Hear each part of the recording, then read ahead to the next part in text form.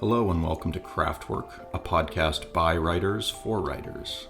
Craftwork is recorded in Fredericton, New Brunswick, on the unceded and unsurrendered territory of the Wolastoqiyik, the people of the Wolastoq River. I'm Miriam Riche. And I'm Mike Thorne, we'll be your co-hosts. The music for this podcast is composed and recorded by Randy Nichols Schroeder.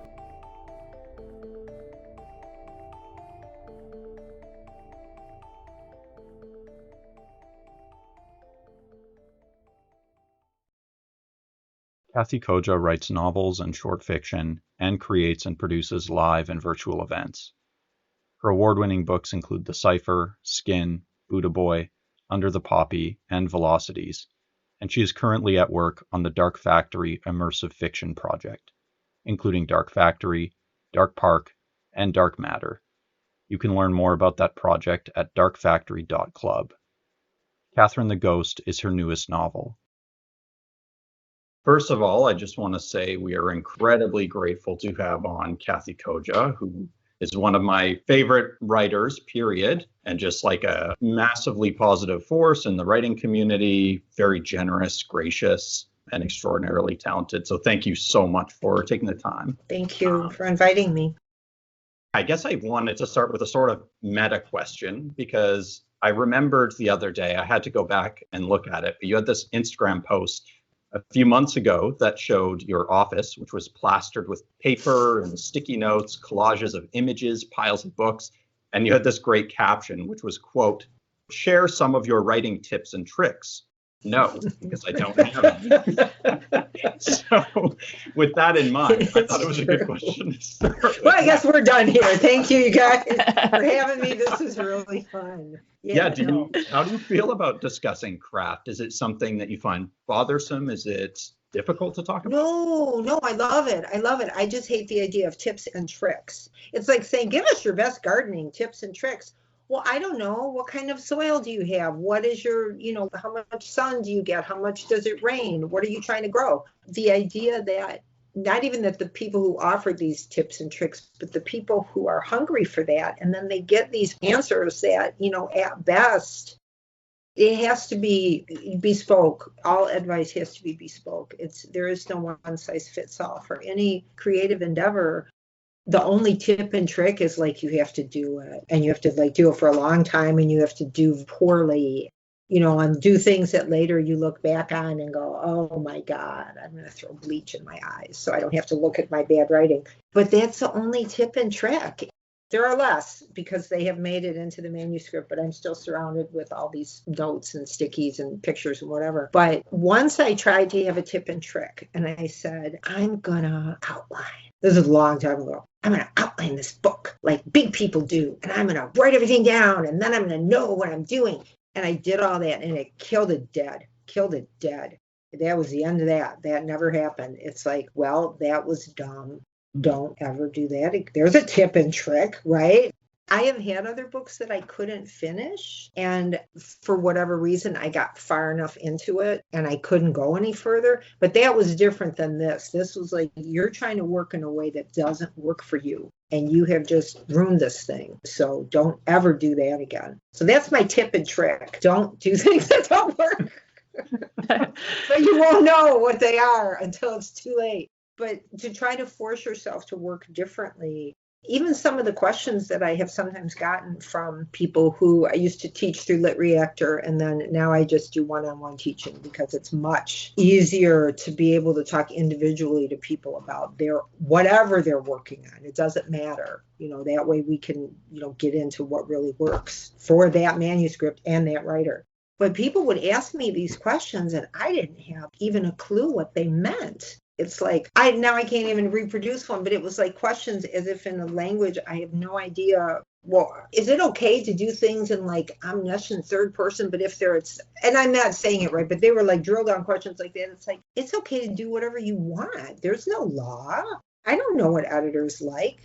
Here's a tip and trick. They don't either. No one does. No one does until you see it. And you might know what you can sell, but you don't know what you like until you see it. I'm sure we all have a book that the first time we read it, we were like, my God, this is for me. And I had no idea it existed. zero idea. You can't get to it now because there's so much shit here, but Ridley Walker was like that for me. The first time I'm like, how was this concealed from me for the first, 40 years of my life? Why didn't I know this book exists? And then I just started reading, because that's Russell Hoban. And I knew him from children's book, I hate to say it like that, called The Mouse and His Child. It's a chapter book. It's about these clockwork mice who go through this harrowing existential journey to meet up again with some other clockwork animals and live their lives. It's just wow. And then I found out about Ridley Walker, and I'm like, oh my God, it's the same guy. Totally different book. But the sensibility is the same. And the existential depth of it is the same. It's just a different, delivery system, but it's the same voice. In fact, Russell Hoban in the edition of Ridley Walker that I have talks about how he tried to write the book in standard English and not going to fly. And then when he found what he called Ridley speak, because it's written in this very, it's that voice. Once he found that, he was off to the races. But that's the problem with tips and tricks, right? That they can lead you or cut you off from ways that you could work, that would work for you. But because you don't have confidence, and why should you? I don't have confidence in my process. I figure I can get it done, but that doesn't guarantee anything. I don't know the end of anything before I start. So who knows, right? I didn't know Dark Factory would have 2 more books behind it. Big surprise. I didn't know Catherine the Ghost. You're going to do what with Emily Bronte's work, really? Well, you must be a real big girl to take that on. That's why I give Lisa at Clash so many props for this, because not only was she down for it to exist, she was also, willing to scrap around with me and go, well, what about, in fact, it was Lisa who came up with the idea of the alternating chapters between grown-up dead Kathe and Catherine, her daughter. And she said, wow, the big Kathe, I hate to say big Kathe and little Kathe, it's like Great Gardens, but Kathe and Catherine, let's say, the Kathe chapters were so, she said, it was like being on a runaway horse. And it's so intense. Have you thought about maybe bringing in the voice of the daughter? And as soon as she said that, it was like, wow, that's really brilliant, because that's the other ghost in the book, this young woman who has had her identity completely overshadowed by her mother the whole time. She was born the day her mother died. Her father spends every one of her birthdays, up at the churchyard crying his eyes out for her dead mother, which, I don't know, that would make me unhappy. It's like, sorry that I'm here, right? No one talks about her. Her father doesn't even want her to leave their house and grounds. Like he's going to, fence her off. So she was kind of a living ghost too. And when Lisa said that, it was like, Lisa, you're a genius, boom. And then that was the other half of the book, and finding out, well, where do those stories intersect? But the idea of taking on this, this is my favorite novel of all time. I first read Wuthering Heights when I was a kid, and you can go back to that thing over and over and over again, especially as a writer, and it will continue to give you more gifts. And how did she pull that off? Not with tips and tricks, right? She just sat there and said, and they gave her all bad reviews. That makes me want to cry. It's like she kept them in her desk. They found them when she was dead. Don't listen to them, Emily. They're wrong. People hundreds of years later will go, you're the shit. We love you. But yeah, she felt bad. Or she felt something, because she didn't keep them for nothing. But yeah, so that's the long answer to tips and tricks. This feeds into another question I have for you, Kathe, which might change based on what you just said. I recently read an interview wherein you said, quote, "What's been especially gratifying is the conversation readers continue to have with Cypher, because writing is a conversation always," unquote. I'm somebody who's only recently started publishing short stories and reading at events, and I find that I'm emerging from a more gestational period, and it can be so solitary, and it is a struggle for me to remind myself that I'll eventually get the chance to be part of the conversation if I continue to devote myself to my craft. But as you're speaking about Catherine the Ghost and interacting with Emily Brontë, and I know that Christopher Wilde is about Kit Marlowe, like, It sounds like you can already be part of the conversation without having to have a public image or be a published author in the kind of arena. Is that what you mean by the conversation? Do you mean like getting to interact with the long legacy of writers that came before you? And that is such an excellent question and way into this talk. I think we have that conversation on a lot of levels. The most intimate and probably nutritive one is the one between the writer and the book, right? The conversation begins there. And then when the book is done and it goes out, then that's the other half of the conversation, is the reader and the book. Every reader is having their own conversation with all of these books forever. And it doesn't matter. I mean, Emily has been dead for a minute, but her voice is still there and is still so strong. And same with Marlowe. He's another one. I was ignorant of, I mean, I knew the Faustus, whatever. And until I started reading him, it's like, he's another one where you go, where have you been? Wow, I am late to this party. And even the conversation, and we won't go off on the Marlowe Shakespeare thing, but his voice is so strong and so singular. You're like, there is no way you can mistake him for anyone else. It's a very strong voice, and that might even be off-putting to some readers or, to people who might want to put on the plays or whatever. You have to be up for something strong. But I think that conversation takes place on a myriad of levels. And I don't know what is the diagram called, that it's like circle and then it has little sticks and other little circles. And it's like that, right? It's like it goes outward and outward and outward. And sometimes the little balls and the sticks talk to each other. There's a name for this, and I'm going to feel like an ass when I look it up after. No, that's what that's called. And I think we're so fortunate now, even though our social media can be so evil, it's still an unparalleled way to reach individual people, and for individual people to reach you. You can talk to anyone. If they don't answer, they don't answer, but you can legitimately reach out to anyone and say, I enjoyed your work, or your work means something to me, or even I didn't like this book, but I'm glad you wrote it, or whatever. When you are genuinely asking a question, I know I would never turn away from that. If it's a legitimate and genuine question, someone can say, I don't like your work, and why do you write these books this way? And I will talk about that. The whole point of it is to facilitate that exchange of energy, for lack of a better word. But I don't think you need to be in any particular position. And some people hate reading aloud or hate reading in public. And some people are spectacularly bad at it. I know a couple of poets who I like a lot, and naming no names, but man, when they start reading, you're like, somebody needs to slap that book out of your hand and get somebody to read it who knows how to read, because you are doing yourself no good.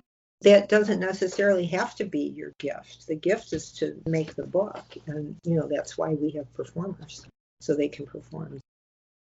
When you were talking about Brontë keeping the reviews of her work, that fed into something I was curious about with you. I've seen you post about before how writers read reviews. And frankly, I don't trust writers who say they don't read reviews. I just don't, I don't know how that's possible. But I was curious for you what reviews mean to you. And I don't know, what's your relationship to a negative review versus a positive review? Is there a difference? Do negative reviews hurt you? I find if I read a negative review on the bad day, it really can hurt, but that doesn't mean I shouldn't read it and take it in and try to hear it. It depends. If they're legitimately critical, even if they hate it, if they have had that conversation with the work, and it really didn't work for them, and they're really riled up about it, and they want to tell you about it, I'm good with that, because that's part of the gig. You're putting out your work to the whole world, and, maybe even posterity. That's part of it. People have to feel free to react however they react. But if they're mad because you didn't write the book they wanted, or if they are mad at you, or they don't, whatever, that is different. And that is, or if it feels, dishonest. They can't hurt my feelings. Only people I love can hurt my feelings, so they can't hurt my feelings.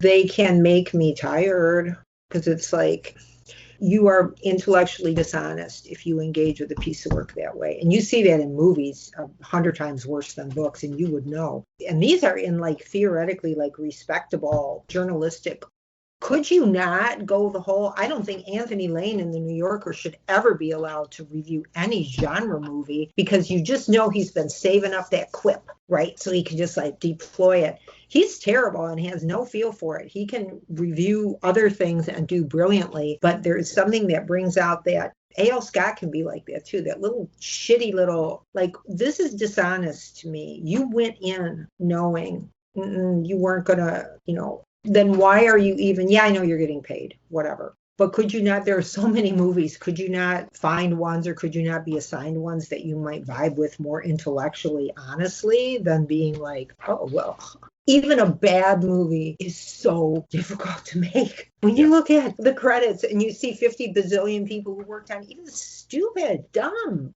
crappy movies that people forget in 2 minutes, people worked really hard on that. And you have to engage with that part or you're being dishonest. Let's see what you do all day. That brings that out of me. And I want to go, you know what? I'm going to go to your workplace. I'm going to stand behind you and I'm going to go, Kevin, you call that customer service? Because I don't think that's customer service. Are you having another break? Wow. Do you have a bladder the size of a lentil? I don't think you've been sitting in that chair for 30 minutes. You know what I mean? It's like, you don't know how difficult it is. Not that artists or anybody should get an extra pass. But it's hard to make a movie. It's hard to produce a piece of work. At least honor the effort. Even if you think the result is a pile of shit, you must honor that effort if it's an honestly attempted piece of work. I get very impatient. Everything makes me impatient in my older age because I've seen it too many times. It's like, I don't want to hear that anymore. And to not engage with things honestly. You can honestly hate a book and honestly tell me what you think, and I'm fine with that. I won't agree with you because I think my books are good. But I will have that talk with anybody and see what they say.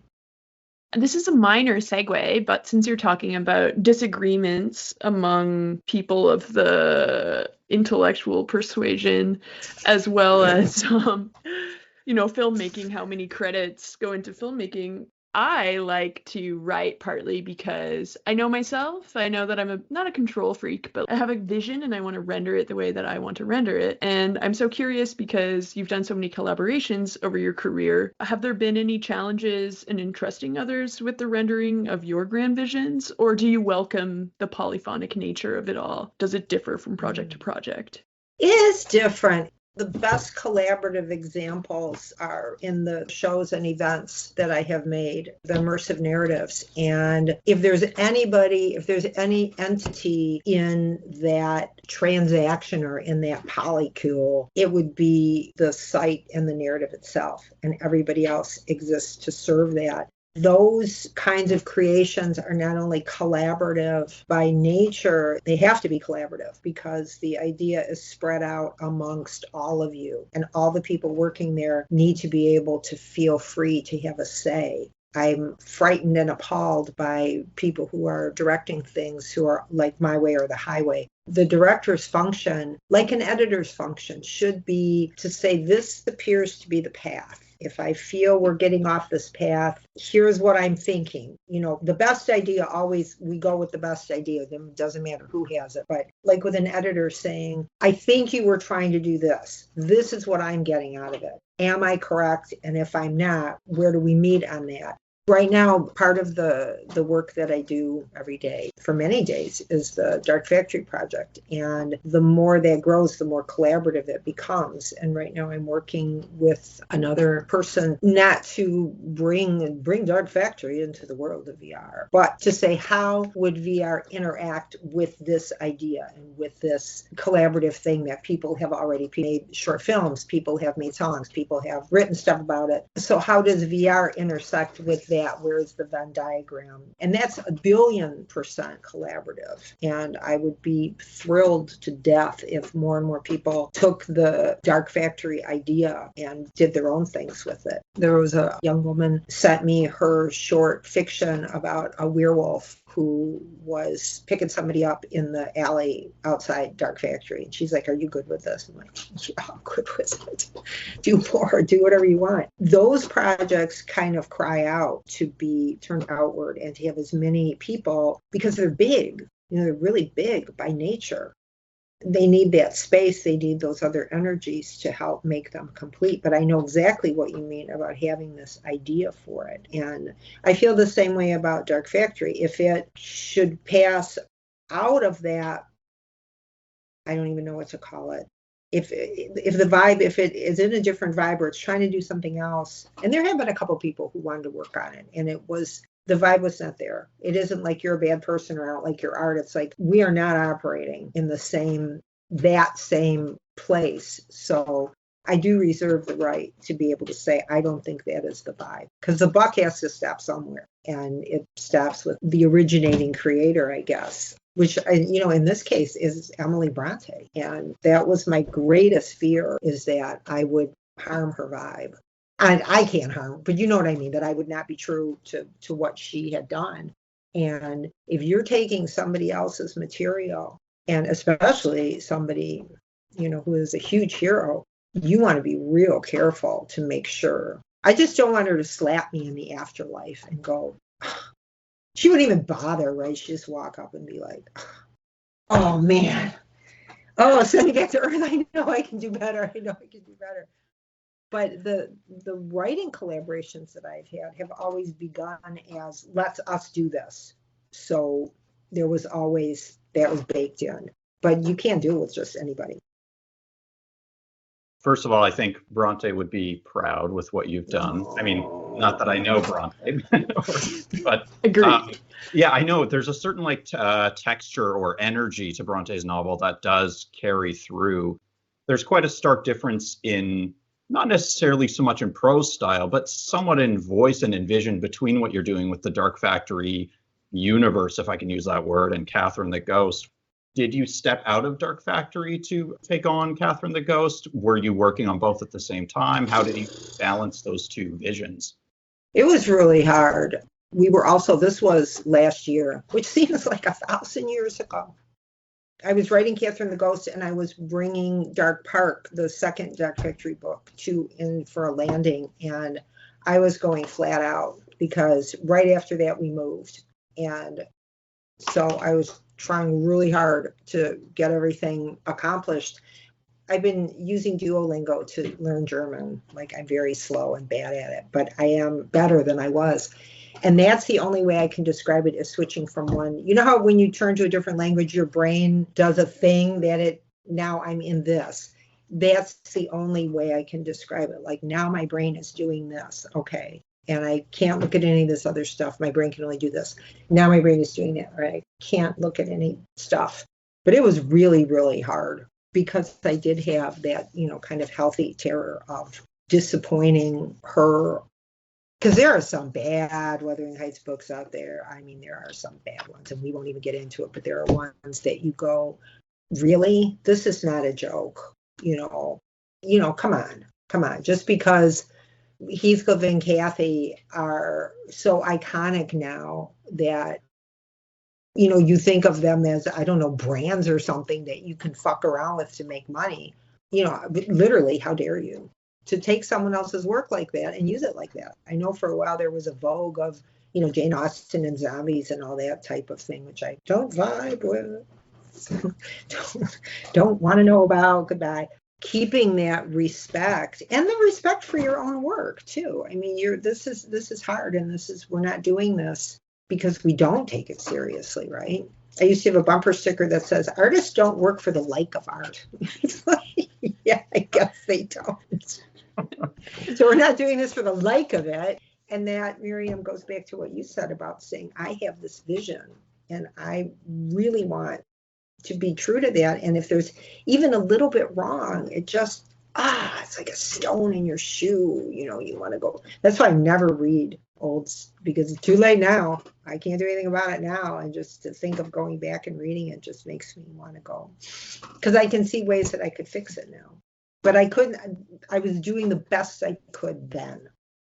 And that was then. And this is now. And I have gotten a little bit better. And as we were talking about relationship between you and the work, the reader and the work, something like The Cipher has developed this life. It's, it's a classic in the genre. It has a huge readership. There have been artistic renditions of it. I was kind of curious, if your relationship to your earlier work has changed over time.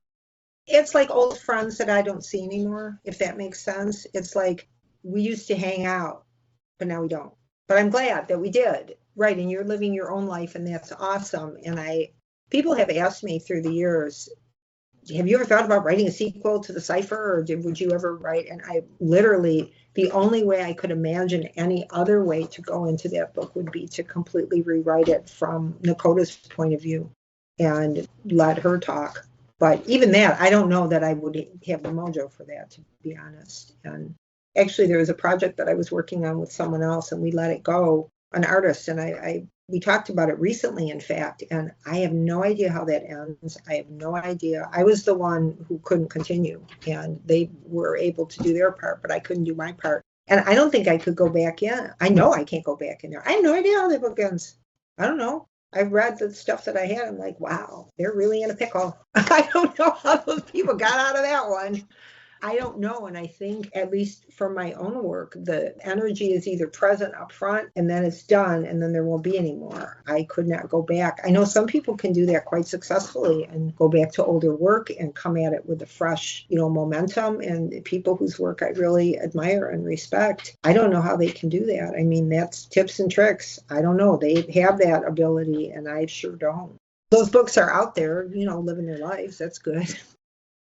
It goes back to what you were saying, Kathe, about once the book is finished, it goes out into the world and it's not necessarily yours anymore. I can't personally imagine going back to things I've written in the past, just because you processed or metabolized that and it's time for something new and fresh. So no, but that's beautifully said too. You have metabolized that, and it's not part of your your DNA going forward. But yeah, to go back and do it again, you can. Yeah, I mean, how could you? I mean, life is so short already. There's too much to do. True. So just going back to Catherine the Ghost. Well, I have a couple questions about it. Something that you brought up earlier. I love that idea that it's kind of sacred, like to engage with something that someone did in the past, even if they're no longer alive. And maybe this is a bit of a woo-woo question, but I read a piece in the New Yorker, I think, about how Hilary Mantel, when she does, Wolf Hall, or I think she wrote a book, A Place of Greater Safety, about the French Revolution, that she really does feel as though she is visited by the ghosts of the past. Like, she really means that. She doesn't, It's not a metaphor. Did you in any way feel visited by Brontë, or is that just a little too out there? No, it is not out there, but it was not. It was with Christopher Wilde, because that is the first and more than likely the only book that I will ever write that worked directly with a real person, because not only is it about his work, it is about Marlowe as we could know him. I mean, who can really know? But from what is available from the scattered sources and extrapolating the person from the work, which is kind of a dangerous game, but it's all we have to go on. That I did have strong woo content. This is about you. This is about a writer I really admire and a person who was very much all of a piece. And it's like, this is what I'm doing. This is who I am. The more that I read about the Elizabethan spy network, the uglier and more horrifying it became. They really had, wow, we have nothing on them. They did some terrible things. A lot of it was pointed at Mary Queen of Scots. But feeling that responsibility to say, I am writing about you as a person and I've never known you and I can't know you. So I hope I'm not doing it wrong. Also I have a secret crush on you, but we won't go into that. But I did feel that kind of energy in that project. And that was another one I almost could not write. It took me forever to get into it, because I think part of it was, after a certain point, you have to take the potholders off, right? It's like, are you going to do this or are you not going to do it? You have to have enough respect for your own ethic and talent to be able to do it at all, to do anything, right? I mean, why should anybody read anything we write? I'm sure they have other things to do, but you feel like, okay, this is important enough to me to do it well. And I'm betting that other people will feel that way too. And even at a bedrock, even beyond that, it's like, I have to do this. I do this thing. I hope to fuck someone will read it, but I must do this thing. And then you get it out there and then you find out, oh yeah, people are resonating with it. Yeah, that brings to mind what you were talking about earlier, this notion that I would imagine it's mostly people who are not writers who would suggest something like, would you write a sequel to the Cipher or something? Because I don't feel like, for me, I choose what to write so much as it's just something that announces itself and then persistently continues announcing itself until I think, okay, I have to, as Miriam said, metabolize this. Is it like that for you as well? Yeah, I have never tried to write anything. Well, that's not true. Actually, I did try it once a long time ago. It was a total failure. I couldn't even, the idea was somehow, and I'm not being coy, I literally don't remember. I know it was either novelizing or making a novel with the characters of a graphic novel of something I did not know or that was not for me or that I didn't really like. And I really tried and I could not keep in that chair. I kept getting up because I had to go do something else real fast. And after about a month of this, it's like, you can't do this. This is not for you. So I had to tell my agent at the time, not the one I have now, but my first agent, look, I know there's money in this, but I can't do it. I just can't. I don't have it.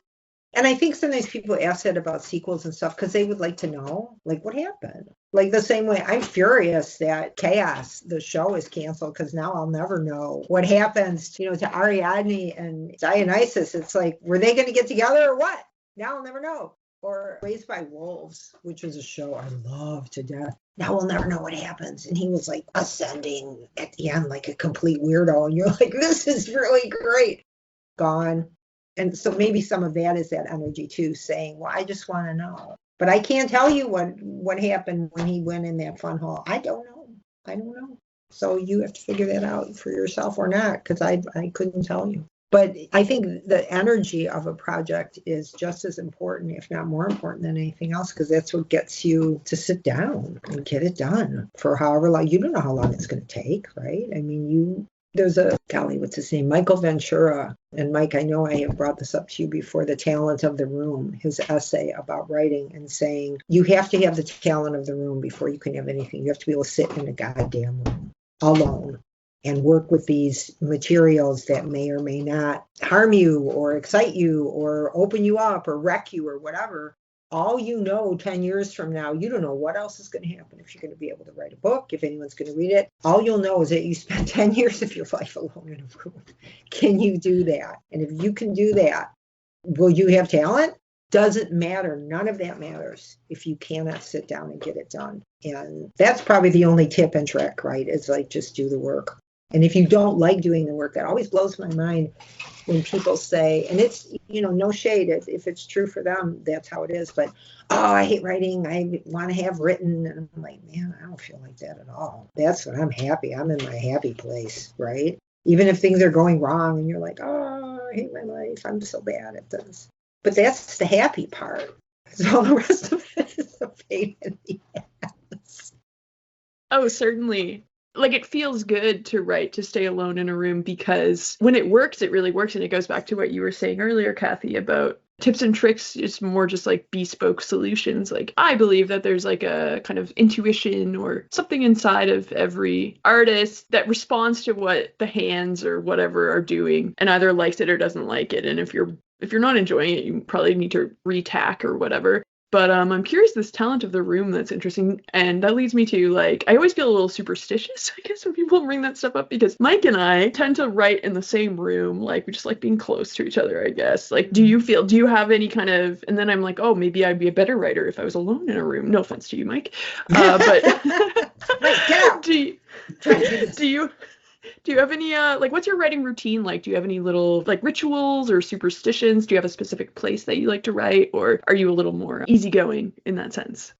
I always wanted to be like a person that could write in a cafe, but I'm not a person that can write in a cafe. I have to be in my little cockpit with, all the notes and shit that you can't see. But it's almost like going into this place. I've had a dedicated room for as long as, since the early 90s, when I had a house that I could really configure. And now in this house, it has to be a place with a door that can shut It has to be a place where I can have music or white noise. Sometimes it needs to be white noise. But yeah, I could not work with someone else for a real short time. My husband, Rick Leader, is an artist. And in a house that we were renting, we had to share. The upstairs was like kind of like a loft type spot. And we had to share it, and we were both miserable. It was like, this is not good. So we left there, found another. We had doors that we had shut. But some of it, I think, is about removing as much for me as for the physical me, but saying everything else is out of here now. Now it's just, you get your work done, which is why sometimes the siren song of, I need to look this up for research. And it's like, man, you got to be real careful with that, because like this morning, I was looking something on. The next thing I know, I'm watching a trailer for the Denzel Washington Macbeth, which I've seen twice, right? It's like, why are you looking at this? Stop it. Yes, it's good. You've seen the movie twice. You certainly don't need to be fooling with it now. I have to wall out that part of it to get work done, because it just sneaks in, because it's there all the time. This is horrifying to admit, but I was reading something in a PDF of the New Yorker, and I reflexively tried to like it. I'm like, Jesus Christ, I'm broken. Oh my God, they've broken me. That was horrible. Like, okay, you gotta start reading more shit on papers. Put that away. Oh, that's amazing. That reminds me of when I see kids who are trying to like zoom in on a magazine cover in the grocery store. I know. And it does beg that question of, my brain goes long form to whatever form it has. And it has affected me this profoundly in a relatively short period of time in my vast and ancient lifespan. What is it like for these babies? What is it like for these babies who are, there's a great, can she find it? Here's a tip and trick. I use old skirt hangers to put my notes on. Okay, beautiful. But this is from some music blog that I follow, or newsletter, whatever. It's a music thing.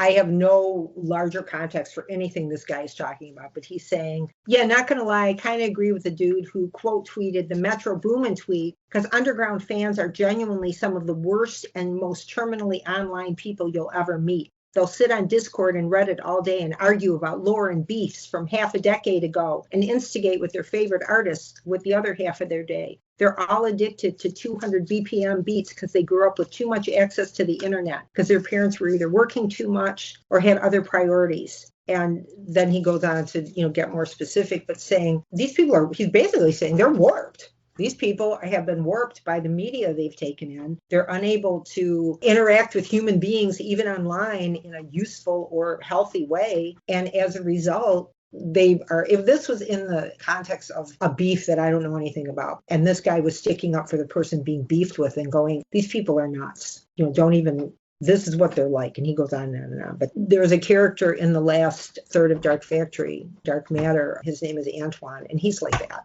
It isn't even that he doesn't have an attention span. His attention span shrinks and it's everywhere. It's everywhere. It's not because he's a bad person. He has poured himself into this. He's atomized, right? He's like an atomized self. He's everywhere and he's nowhere. He wants desperately to do a thing that he's never going to be able to do. Spoiler alert. But he's not. He's never. I'm sorry. It's true. You're never going to be able to do it. The little cutout of him is looking at me, but it's true.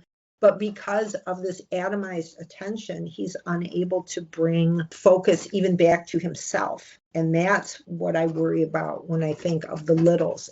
How do you develop a sense of self when you are crushed on all sides by this, the moving walls? And you have to exist in this space. Is it going to atomize you? Or are you going to become more elastic? Like when people talk about go out and touch grass. Well, yeah, go out and touch grass, right? Go out and do something that isn't this, because this is addictive isn't even the word. It's the way that so many people live. And I spend more time online than I should. And I have shit to do, and I'm still doing it, right? Even under the rubric of staying informed. I think you don't need to hate read, I don't know what Ted Cruz posted. Come on. How is that going to move the needle, right? Just, leave it alone. Because it's like this whole other world is happening constantly. You just want to look over the fence. What are you doing over there? What's doing over there? You know, it's like, no, you have to instigate a stop somewhere. And I don't know how little's going to have problems that are barely imaginable at this stage. Like, they are going to need to cope big time, and resiliency isn't even in it. It's coping, because wow. Well, it's reaching so deep into our brain stems that we don't really know yet what it's doing to us, but we can see some of the social impacts. I mean, it's happened so quickly that they're only beginning to understand some of the neuroscientific, let alone sociological impacts. But it has me thinking as you're talking. I always remember this great quote by Peter Straub in a lecture he did on writing, where he said the best place for a writer to write is facing a wall, basically. And he said similar to what we're invoking is that he said the advice he gives to a writer is you have to accept you're going to need to spend a lot of time alone. But when are we ever really alone now? Right. It's so easy to not be alone, right? It's so easy to plug yourself into this ongoing, torrent of everything. Even the ability to watch a trailer for a movie that I've already seen, but to watch it again and to say, oh yeah, I remember that part. Those things are gifts, but they're, the magical stories where, yes, you can have a magic bean, but it's going to cost you. And you're like, magic bean, give me that bean. And then later you find out, oh no, one of my fingers fell off. Or, you know what I mean? It's costing you in ways you can't even imagine yet. It's asking things of you that you might not even know you're giving. And I was legit shocked to find myself trying to like this. It's like, this pathway's been created in you. You responded to it. Like we were talking about language a minute ago. And I'm always super excited because I've been doing Duolingo German for like 4 years. And I still talk like, a small chipmunk type person. My accent is brutal. But when I come across German phrases that I know and understand in other media, I'm always so excited because it's like, I know what that means. I retained it. So my brain was able to take this language in, and it's in there somewhere. Sometimes it will pop out in places. But what else have we loaded up, right, that we don't know or that we didn't want to, right? It's like when you clear all your cookies and you go, good Lord, look at all this shit. Wow. Oh, yes. It's certainly a double-edged sword. It's Faustian, to go back to Marlowe and Goethe. Well, there's several things Mike and I do, or I do myself. We have a dictionary, like a physical one, so that you don't go on your phone when you're reading a book and get lost in, the Pavlovian-ness of it all. And I have a blocker on my computer that will block certain sites because, like Pavlov's dog, again, I just, without even knowing what I'm doing, type in certain URLs. In my poetry class, I often don't get the references because I joke to them that I'm kind of technologically celibate. I try as much as possible to block that stuff out, which means I don't get a lot of the references in people's poems. It's interesting that art, especially poetry, is different because it requires less time to produce, so there's an ephemerality to it. We have a friend who's a playwright who likes plays because she thinks that there's an ephemerality to that too. Like, sometimes I feel like I'm missing out because I don't have my finger on the pulse, but most of the time I feel like you, Kathe, kind of like, I want to go on these deep dives. I want to, I have my own versions of Christopher Marlowe that I just like. I like getting obsessed with something. It might only be relevant to 3 other people on Earth, but that's just what my brain and my soul want. So I think that is the great seduction too, is that, is FOMO, right? It's like, if you don't, somehow you're going to miss some. And if you have spent extended time away from it, you feel a different self. Or if something is happening in your personal world, or if there is a sadness or an illness, or if something is happening, that drives everything else away. And all that stuff loses its patina very quickly. You really don't care. You just literally don't care. It's like, I am caring about this. That's why when I see things in movies or in other media, I'm like, well, soon we will be non-corporeal. We won't have bodies. I await the day you have a kidney stone, pal. I really await that day, because you will learn very quickly what it is like to be grounded in your body. I've never had a kidney stone, but I have had gallstones. And when you're in any kind of really deep emotional distress or emotional happiness or physical pain, you are grounded in that in a way that this can't touch. It's like a force field. It's like, I don't even want to look at my phone. I want to pass this kidney stone real bad. This is what I can't imagine that people who are in a lot of serious emotional distress, they've lost a loved one, they've lost, something very important to them, they're not going to spend a lot of time on Reddit, right? On the other hand, do you need to know that Reddit exists? Probably, yeah. That's life now. That's part of life. Miriam's like, fuck me. I don't want to know Reddit exists. I know. It does feel like, because then you have to exercise that willpower. And because there are interesting things out there, because, a million years ago when television was first a thing, I remember reading this tidbit to my sister once, and she was completely downcast. They said, it will become the university of the air, and anyone can learn anything, and it will be the great democratizer, and we'll all be smart and better off. Like, oh, fuck. And the internet is that writ large, right? It's like, look at, we three are able to sit here and talk. That's great. I mean, that is amazing. Okay. So that's a gift from it. None of these things are meant to be anything. They are what they are, and you can either make them a gift or you can make them a poison, but this one is so powerful that even taking it in little bits, it's like, what's the thing of the people that used to take a little bit of poison all the time? So like, was that in Borgia times, or was that Romans, where everybody used to take a little bit of poison in case somebody's going to poison them? And the theory was, I probably build up a tolerance to this poison, but it's still poison. But yet you still have to know. You need to know what is not what's happening, but what life encompasses now, because that's part of your work, because you do exist in that life. Maurice Meyer is another one that I've had this conversation with about, Maurice prefers to pay cash. Maurice prefers to wall things off in that way, or maybe wall is too strong, but to gatekeep some things and to gatekeep that information. The same way people will go on, social sites and go, I can't believe that they're scraping my data. You are telling everybody everything anyway. No one needs to scrape you. No one needs to steal your data. You're giving it away with both hands, right? The monetization of these conversations and interactions is what's new too, right? Where you're thinking about something, or you go, I'm going to look up underwater screen doors, and 2 seconds later, a fucking underwater screen door pops up. You're like, okay, all right, I get it. You're after me. Okay. But that's new. And that, I think, is what we're rightly afraid of. I don't know what's going to happen to this poor kid in this book, but it isn't going to be anything good, because he has never gained the ability to be self-reflective, because he almost doesn't have a self to reflect, right? Man, that's sad. I'm assuming you're talking about the third book in the Dark Factory. Again, we're talking about that shift, that cognitive and creative shift between that project, which is highly contemporary, futuristic, very much entrenched in this conversation we're having.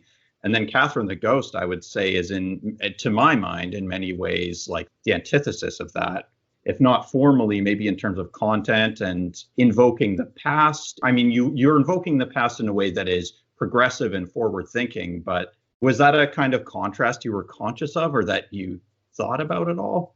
No, that was not part of it, because it just came back to that idea of different languages and different. Now I am thinking of this world, which was so lived in an embodied life, literally, because so much of the way Kathe and Heathcliff experienced their life was by experiencing the world, the physical world, the same way Emily Brontë did. Emily Brontë didn't just look out her windows at the moors, right? I mean, that was her jam. That's where she was. She was always out there, always at home in places that a lot of people would, even when people talk about, oh, it's bleak up there, it's beautiful, but she did not find it. She was very nourished. It was a very nutritive environment for her, and, thus for Heathcliff and Kathe. If I can find it real quick, there's a thing Kathe talks about and says, I had to kind of pretend that I did not know life the way that I did, and I had to stay inside when I didn't want to. It's the chapter on the Lintons. And she says, the Lintons fully believed that they bettered me by their flatteries and comforts, petty point and spinet lessons, ringlets, and a beaver hat, after their bulldog chewed me bloody for a thief. But it was not so, never so. It was like a stone in my shoe when I tried to be that young lady of the Grange and stroll with Isabella, dance with Edgar, curb my temper and my tongue, stay inside when the wind was rising or the night was breathing at the windows, make believe I did not know life as I did, its horrors and its bliss. And a lot of the bliss for her, too, most of the horrors happened inside. The bliss for her was outside. In Wuthering Heights, as Kathe is dying, she's saying, I wish I was a girl again, half savage and hardy and free. So for her, freedom is, I'm out of doors. I'm running loose. No one knows where I am. No one can find me. I'm not even at one with nature. I know I'm at one with nature. I'm part of nature. I know that. I accept that.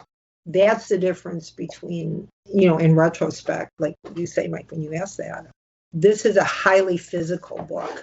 In that sense, Dark Factory is extremely cerebral. It's about ideas and about, even though there's, fucking and cigars and dancing and stuff in it, and that is part of it, but it is very much about what is real and how do you experience reality. And we experience it, if it's not the kidney stone, which will blow everything else out of the water. That's why I hate people in movies who are like, oh, I'm in this terrible pain, but I'm saying, I bet you're not. It is so hard to do what I'm not saying people can't do it, but wow, I have had limited experience of physical pain, serious pain, and it really gets your attention. I'm looking at your phone. Oh, God. I love that passage you read. And the whole time I was reading Catherine the Ghost, I did read Wuthering Heights earlier this year. And I guess I'll just be candid. I kind of liked Catherine the Ghost more than Wuthering Heights. Maybe it was the mood I was in when I read Wuthering Heights. I did really enjoy it. But when I read Catherine the Ghost, I felt so immersed in the West Yorkshire moors in such a way that it just felt so vivid. Maybe it's because we're in 2024 and it's just the style of writing, or I don't know what it is, or just the kind of poetic prose that you engaged in, especially with the Catherine the Ghost parts. But it makes so much sense that you were evoking kind of a wild person who wants to be one with nature. It goes back to what we were talking about with the internet. We can't deny that the internet is helpful for research, for example. I wrote a piece. I had visited Italy over a decade ago, and I used Google Earth to put myself back there to figure it out and to be able to write it in a way that was give it verisimilitude. And so I'm wondering, with how vivid Catherine the Ghost is, what kind of research did you do in order to capture that sense of place? I'm assuming you didn't. Maybe you did go to the UK. I wish. Well, it feels like you did. It really feels like you did. Yeah. So how did you achieve that level of verisimilitude? I've read that book so many times, and every time I came to that book, I was a slightly different reader and slightly older. And I think that, as much as anything else, the research that was the most helpful to me, there's a person, or several people, but mostly one, who has put together this completely legit and compendious. Here is where all the rooms would have been in Wuthering Heights, and here, the house, and here is Top Withens that it was based on, and here's this, and here's that, and here's the timeline, and here's when we think Kathe was born. And so all of that was there that I could go and look at, because all the movies are bad in that respect. And I'm blocking on her name. Saltburn director is Emerald. Yes, she's doing Wuthering Heights, so I'm very super excited to see what she does with it. But Andrea Arnold's version is the only one that had that physicality. And whenever I watch any period film, I'm always screaming, they're not dirty enough, they're not dirty enough. Not that people were like filthy, creatures, but the level of physical, they were not as able to wall the world off as we are. And especially a character like Kathe, where she's out running around barefoot. And, at one point Heathcliff says to Nellie, you'll have to seek her shoes in the bog. Yeah, that's going to work. It's a bog. And that means you don't have shoes. I have to get you shoes or whatever. And at the end of the book, which is a spoiler for nobody, because I think we all know they're dead. Okay. They're dead. She's talking about Heathcliff, and she says, once as children, we sat to watch a pearly moth struggle into life in one of the garret windows. His last struggle, Heathcliff's, was the same. He was born as that moth was born, his life beating free from the chrysalis of his heart there by the window in our bed, his face washed with the rain. Once he wished us to mingle our bodies in their coffins, let the moss and the heather cover them as they dissolve together into earth. It was the best mingling he could fathom. But now we have a better, more ecstatic communion. We are the moss and heather, the thistles and the thorns, the beck, the blood, and the body's fluids, the moving shadows beneath the nab, the streaks of light where no light should be. That was so strong in what her vision was, where Kathe in Catherine the Ghost and in Wuthering Heights talks about dreaming of being flung out of heaven because she didn't want to be there. That was not her heaven. She wanted to be in this place. This was where she was finding her spiritual nourishment and physical nourishment and aesthetic nourishment. Everything was there present to her. And that was what they imagined as this is, it doesn't get any better than this for us. This is what we want. So that's why at the end of Wuthering Heights, they're haunting the house because they want to. They could go elsewhere, I'm sure, but they don't want to. That's where they want to be. They want to be together in the moors. They want to be together in their house, period. We did a dialogue a while ago about the numinous, the incorporeal, and the corporeal, and this is something you return to a lot. And it's really interesting to me that when you are writing a novel from the perspective of a ghost, that this ghost is really yearning for the tactile and the physical, as opposed to this nominal capacity to transcend. Right. It's like you transcended, but you came back, right? And in Dark Factory, I keep finding, as I am going through and like trying to bring this whole big thing together, the phrase ecstasy and ruin keeps coming up. And that also is their tension because, the ecstasy is taking you out of the body. If you're dancing, if you're really dancing, you're really into it. I used to joke to friends that I thought techno took place from here to like the knees. Not that it is not intellectual music. That's not the point. That's not what it's trying to do. It's trying to get to you in this part of you. It's trying to activate this part of you. And that physical activation is at the basis of one kind of reality. And then there's this whole other reality. And that is, you're right, that is present in here too, because she's saying, I want to get back to that. I think that denial of the body is where so much of the religious venom comes from, is that denial of physicality or the policing of physicality, right? You can't do this because you're this, or you can't touch that person, or you can't, put your part on that person's part because that's wrong. You can't control a person more thoroughly than through their physicality. That's why we put people in jail, so they can't just walk around, right? They're physically confined. I didn't think of this till you said this, but it's not that she is even saying, I want my body back, because she doesn't, but she wants to get back to that. He says, poo. I had marked these things, but it was in another copy of this. It's somewhere in this house. I don't know where it is. Right, here we go. And as his own body dwindled, he saw me more and more plainly. He forced that dwindling so he could see more. As with every seeing moment, all else around him became less real. And then she quotes Heathcliff saying, how to leave my property. I wish I could annihilate it from the face of the earth. Finally, he knew all that foolishness for what it was, that vengeful accumulation, that vicious waste of time. And that idea of, I'm obsessed with property, I'm obsessed with, getting back what I should have had, and I'm going to punish the world. And then he's seeing all that as not even worthless. It's like, it would have to take a step up to be worthless. It's like, I wish I could annihilate it from the face of the earth. It's so meaningless. And I see now that I have, poured myself into something that nobody needs. It's like, I built this entire house out of, old MTA cars. It's like, so what? Well, good for you, and now they're knocked down. What difference does it make? But yeah, that searching for something that combines embodiment with that spiritual fulfillment, that's how they define it.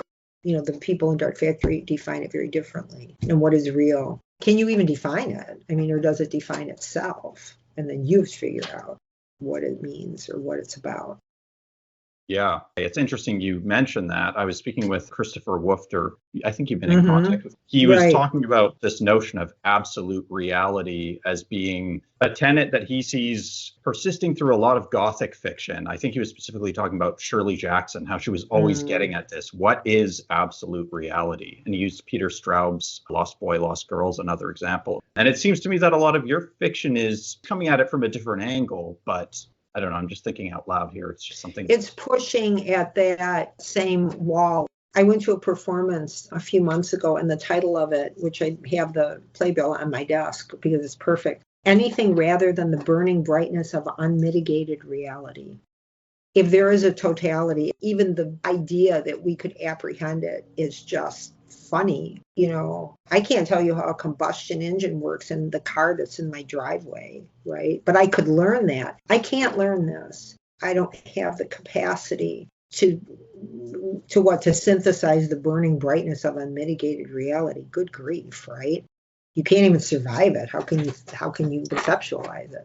That's why we need to look at that blank wall when we write. I mean, if you're going to grapple with thoughts or ideas that are they're fundamental, but yet they're esoteric. I mean, it's like watching yourself walk. If you thought about it too hard, you probably couldn't walk. Like that Laurie Anderson song, Walking and Falling. Right. If you thought about it too hard, you probably couldn't do it. And the same with this.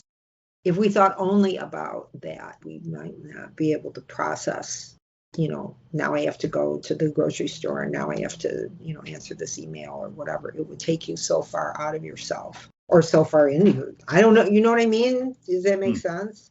Oh, certainly. That's why we go online a lot, to distract ourselves from the horror of it all.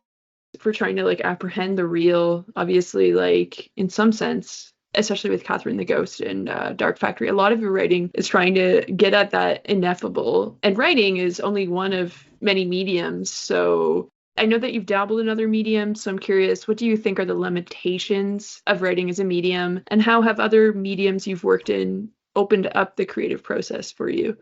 That's a really good question. The first limitation, or the greatest limitation of writing, is that, you know, when something terrible happens to someone and you say to them, no words. When you are going to some of these kinds of places, there are so few words. You know, Beckett probably is the best example of that. He knew there were no words. The best answer of other mediums, this is a longish story and I'll try to keep it short. Once upon a time, there was a bank in downtown Detroit where I live, and a disused bank that was having an art installation. And the installation was a suburban house made out of mirrors inside and out. And so they were having a big opening this evening, and they said, Jonsi from Sigur Rós is going to be part of this. And I'm like, yeah, haha, of course he is. But I thought, well, maybe it's like live stream or something. I'm going to go. Because I usually don't go to openings if I actually want to see the art. It's the worst time to go. Go when nobody's there, and then you can take it in. And it was a pretty stunning installation. And they, you know, thoughtfully had cut windows into this mirrored house, because otherwise it would have been fucking terrifying, because you would never have gotten out of there. And at the very back of the bank, I was talking to a woman out there, and she said, oh, I got to go. It's time to, you know, to go photograph Jonsi. I'm like, are you shitting me? He's actually here. She's like, no, he's here. He's been here all day. And it was just him performing solo. And it was so, I will never forget it. I can't put it into words. I can say it was, the best way I can describe it was when the performance had ended and I looked back, and this, you know, this bank is ginormous. It's this big old school, you know, temple-like building. There were clearly people who had come just for that. They weren't here for anything else. So the smaller group of us who were there underneath this thing, and it had ended, and like, Jesus Christ. And then you turn around, and at the back, there are all the people who are still here for the opening, and they are, you know, snacking and having the, you know, drinks and whatever and talking. And the divide between, it's not like, oh, they're Phyllis. It's like same planet, different worlds. This whole thing just happened to us, but it did not happen to you. But we're in the same room. I remember texting my son when I got out of there, and I'm like, Jesus Christ, I can't believe it. I just saw Jonsi. And he's like, what planet are you on now? And that was perfect. It's like, I don't even know. And I walked out, and it was dark when I walked out, and a little misty rain. I literally didn't know where my head was at that point. It was so, and yet those people were there too, but they were not in that same world. And for whatever reason, they didn't care, they didn't choose to, or, who knows what. But it was literally same planet, different worlds. The involvement that we all had was a communal involvement, and that is difficult to get. This is still a one-on-one medium. It is still me in the book, right? You in the book. It's not us in the book. So that's the only limitation that I have found.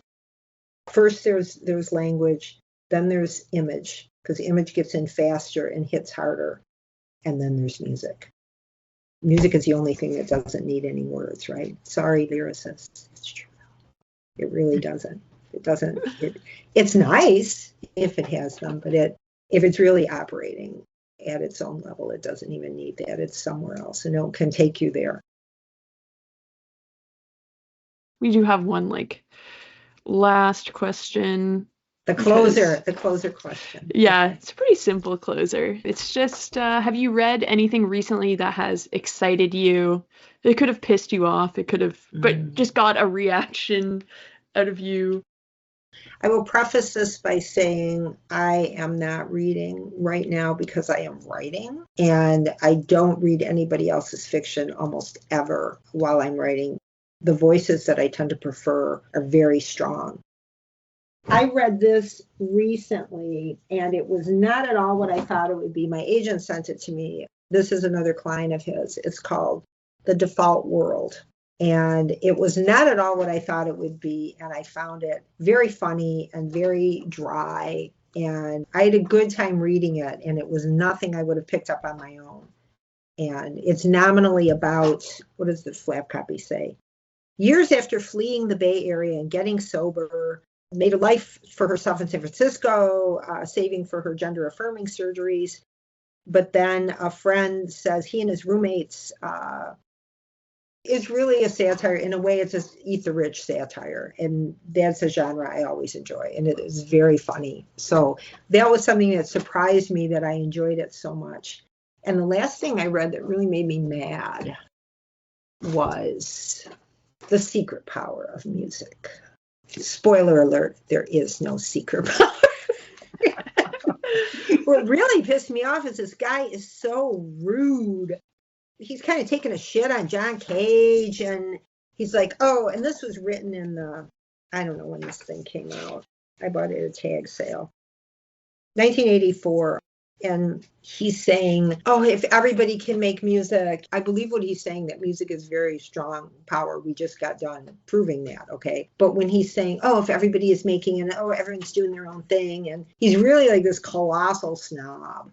And you're like, as right as you are about some of these things, you are so wrong. How can you be that right and wrong at the same time? Because at the end he says, modern man, because it's always man in this book, modern man needs to treat music with a greater respect. And I agree with him. Music is vibration, and vibration is the energy of the supreme. Like nuclear energy, which can be used to destroy a city or furnish the energy requirements of that same city, music too is a neutral force, and its ultimate effects may not be at all dissimilar in their potency. Only humans can decide how music is to be used, which I think is also speciesist. And thus perhaps decide also what our own fate is to be. As we treat the energy of the atom, so too do we need to handle music. Okay. Art in general, we can place that in that category, but he's absolutely right about the physical sensations and the vibration. And there's a name for, I used it in Dark Factory. There's a part where Felix, the DJ, is playing, and the people it's called the Jericho effect. That's what it's called, when people are doing the same thing in the same place. They don't have to be going around in circles, but when they're doing the same thing in the same place long enough in a place that might be made of concrete or of something porous, a natural material, sometimes you do get an effect that can cause things to topple over or stuff to crack or foundational issues or whatever. So what he's saying is quite physically correct. There is a vibrational power to music, but he's such a butt that it's such a hard book to read. So that is a book that made me mad. I will not be reading it if it's so incendiary, but it is interesting. Yeah, that's right. I mean, the title would probably pull me in too. I know. That's why it's like, ooh, and it was at a musician's tag sale too, because they were selling all their shit. I'm like, oh my God, I'm going to get to look at this. And then I got to look at it. And what's the end of that? I do have a question.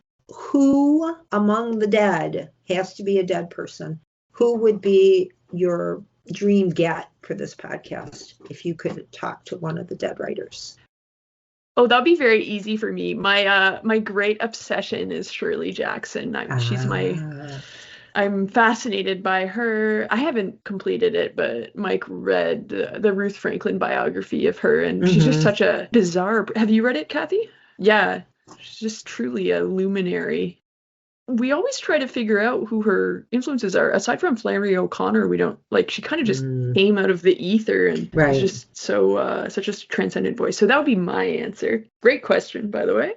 And I think the biography of her, the real biography, is yet to be written, because there's a guy, and I can't remember his name because I can't remember anything anymore, but he wrote about Graham Robb, right? And I've read 100 million Rimbaud books, biographies, and they're all bad except for his, and the marriage of his voice and erudition, and he is in no way worshipful, but he's incredibly respectful, and he comes at Rimbaud with all this humor and energy. It's the best pairing of a writer and a biographer that I've ever read, and she needs someone like that.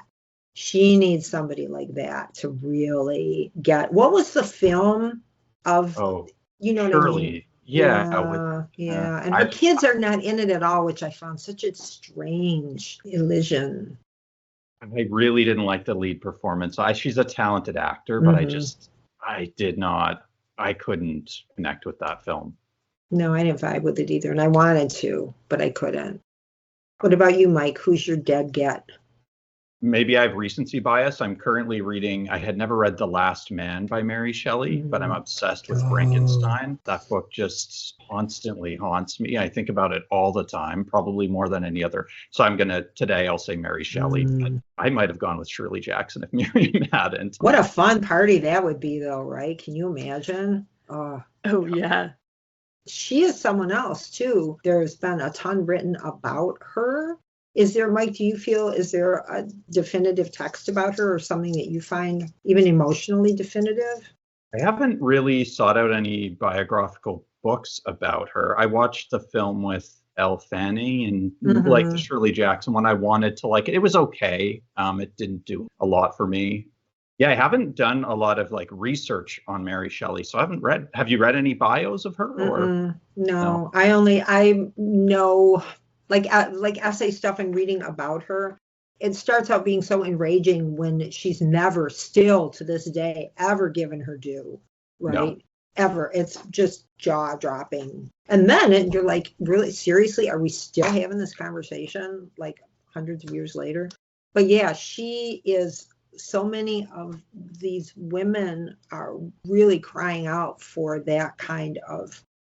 There's a Beckett biography in the other room called Damned to Fame. And you will literally find out every time this guy ate a cornflake. It is exhaustive. So if you're a Beckett scholar, but it is one of the most boring books you'll ever read. No shade on the guy, but it isn't even worshipful. It's like there's this distance or this remove, or I must sit up straight to write about Beckett and to talk about his amazingly important life. And it's like, actually, there was a Beckett film recently, and it's terrible, but it is sort of worth a watch in a weird way. It might even be called Beckett. Gabriel Byrne plays Beckett. I heard about that. Is it bad? Yeah. Okay. Yeah, we hate watched it. And Rick's like, you want to watch this? I'm like, I'll take a swing at it. But at least they tried. But if you didn't know, and that was Rick's big beef with it. It's like, if you did not know who this guy was, this film ain't going to tell you. There's no context at all. It's like in the beginning, he's getting a Nobel Prize, which he famously was not fucking in the room for. So, okay. Anybody can do anything. So you can put him in that room if you have a reason. But it kind of went from there. And again, you can see I'm sure it had to be labor of love, because, that comes through. And Gabriel Byrne was good. I wouldn't like to play, but I mean, good luck with that. And he is such an icon. I mean, they're actors. You can't make them look like, he has such an iconic look. But the vibe was I did not get the vibe from that. And I know there's a movie about Emily Brontë that's not going to happen. Not even as a hate watch. Not even as a hate watch. Can't look at it. Lisa was like, we should watch that. I'm like, I will never watch that. You can hate watch it if you want, but don't tell me about it. I'm Emily. I'm writing my romantic poems. But now someone has told me I should probably write something called Wuthering. Oh my God. Oh my God, please don't. Yeah. So I probably won't be watching that anytime soon. Well, now I have to ask you, I would ask you the same question, Kathe, but I think I know who your answer will be. So instead I'll ask you, how do you feel about Kate Bush's Wuthering Heights? I wish I loved it, but I don't. And everybody sent it to me and said, I do know.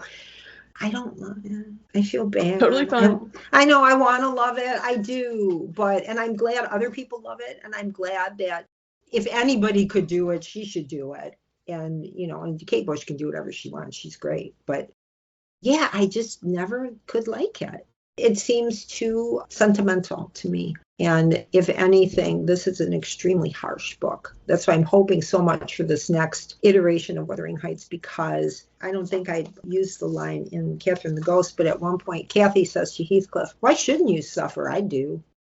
I mean, I've never seen any of the Cathys ever be that much of a hard ass. I mean, she's a very tough person, and so is he. They talk about she was the dominator. Actually, Maurice Meyer said once in utter seriousness, she's like, no, Heathcliff was Cathey's bitch. And she said it very eloquently because Maurice, but the idea was he is not afraid or reluctant to talk about this completely consuming love for this other person. And he doesn't give a damn who knows it. And this was the peak of his life, and his life has been destroyed by access to that being denied. And that kind of all-consuming, love is supposed to be like a women's thing. Like men have the world. I don't know if you knew this, Mike. You have the world. We can only have love. So, but yeah, that power in her, I really am hopeful for this film to show that power, because she was a very powerful person. And that's what feels kind of missing from, I'm sorry, Kate. It's okay. Kate Bush doesn't care what I think. So. Well, I'd say Margot Robbie is a little more powerful than Jacob Elordi, so maybe you'll get your wish. 100%, yeah. So, yeah, no, that, and I have hopes for her, too, because I really like her. I think she's a good actor, and he's fun. She's excellent. Before we forget, we always also ask where our listeners can find you. Oh, you can find me hiding from the internet on the internet. Like all of us, yeah. I know, right? I'm on Instagram, Kathe Koja. I'm Kathe Koja everywhere I am, because I can't think up fun handles. I just can't. It's too hard. I am there. I hope they will go to darkfactory.club and consider this bizarre, vast, and fun project that is continuing until it reaches its fruition, wherever that is. Or I'm occasionally at kathekoja.com, but Instagram's probably the best place. I lurk on Threads, but I go to Threads for news, so. I have no truck with X. I do not go near X anymore since it turned into a fascist wonderland. And I am also on Facebook, too. Facebook is mostly where I put my cat pictures. So I want to tell all of our listeners, definitely do seek out Dark Factory, and both its online and in written forms. Buy, read, and review Catherine the Ghost. It's amazing. And while you're at it, read all of Kathe Koja's other books, essential body of work. And thank you so much for taking the time. Thank you for having me. This was super fun. It really was fun. And it's the kind of thing that we could have gone on for 30 or 40 more hours easily. So absolutely. In another reality, maybe we're all doing that. We just are not corporeal, so we don't have to pee or answer email. We're just having fun. That's a beautiful coda. Yes. Thank you guys so much for having me.